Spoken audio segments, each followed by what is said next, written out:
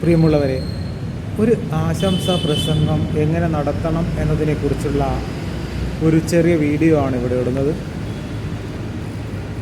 സ്നേഹം നിറഞ്ഞവരെ, പ്രൗഢോജ്വലമായ ഈ സംഗമത്തിൻ്റെ ഏറ്റവും ആദരണീയനായ അധ്യക്ഷൻ ശ്രീ അബ്ദുറഹ്മാൻ സാർ, ഈ പരിപാടി ഔപചാരികമായ ഉദ്ഘാടന കർമ്മം നിർവഹിച്ച ശ്രീമാൻ നരേന്ദ്രൻ മാവൂർ, ഈ പരിപാടിക്ക് മുഖ്യപ്രഭാഷണം നടത്തുന്നതിന് വേണ്ടി ഇവിടെ എത്തിച്ചേർന്ന ശ്രീമാൻ സുരേന്ദ്രൻ, വേദിയിലും സദസ്സിലും ഉപവിഷ്ടരായിരിക്കുന്ന പ്രമുഖരിൽ പ്രമുഖരായ വ്യക്തിത്വങ്ങളെ, നല്ലവരിൽ നല്ലവരായ സുഹൃത്തുക്കളെ, കണ്ണൂർ ടേണിംഗ് പോയിൻ്റ് അക്കാദമി സംഘടിപ്പിച്ച മാനസികാരോഗ്യം യുവാക്കളിൽ എന്ന വിഷയത്തെ ആസ്പദമാക്കിയുള്ള ഒരു ഏകദിന സെമിനാറിലാണല്ലോ ഞാനും നിങ്ങളും ഒത്തുകൂടിയിരിക്കുന്നത്.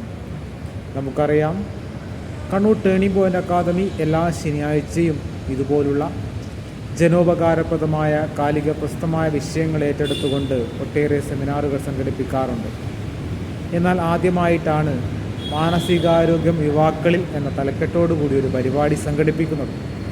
അതുകൊണ്ട് തന്നെ ഈ ഒരു പ്രോഗ്രാമിൻ്റെ പിന്നിൽ പ്രവർത്തിച്ച ഇതിൻ്റെ സംഘാടകരെ, ഇതിൻ്റെ പ്രവർത്തകരെ മുക്തകണ്ഠം പ്രശംസിക്കാൻ ഞാൻ ഈ സന്ദർഭം ഉപയോഗിക്കുകയാണ്.